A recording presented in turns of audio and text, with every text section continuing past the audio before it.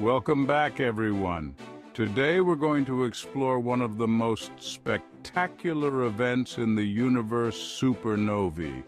If you enjoyed our previous video on neutron stars and black holes, this is a natural next step. You might recall that when a massive star runs out of fuel, it collapses under its own gravity. This process can lead to the formation of either a neutron star or a black hole, depending on how much mass the star had in the first place. But what happens if that collapse is so energetic that it blows off all the materials surrounding the core? That's when we get a supernova.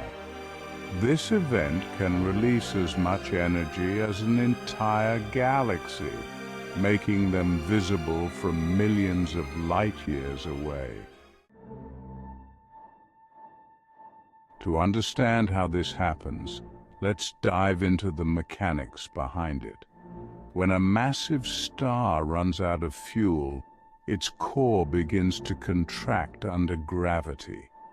This contraction heats up the core, causing nuclear reactions that release an enormous amount of energy.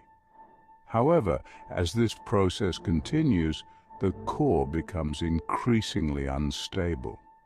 Eventually, it collapses in on itself, creating a massive shockwave that blows off all the materials surrounding the core. This is what we see as a supernovae explosion. But here's where things get really interesting. Supernovae are responsible for creating many heavy elements that we find on Earth.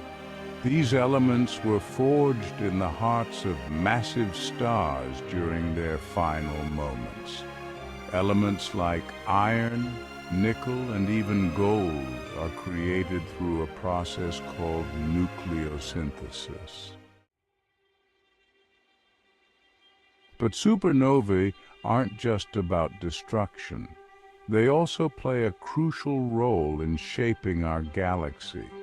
They can trigger new star formations by compressing nearby gas and dust, creating an environment ripe for new stars to emerge. In fact, many scientists believe that supernovae were responsible for the creation of some of the most massive galaxies in the universe, like our own Milky Way. These events can inject energy into a region, triggering the formation of hundreds or even thousands of new stars. Now, you might be wondering what happens to the star itself during this process. Well, it's actually torn apart by its own gravity, leaving behind either a neutron star or black hole. The core is essentially stripped away from the rest of the material surrounding it.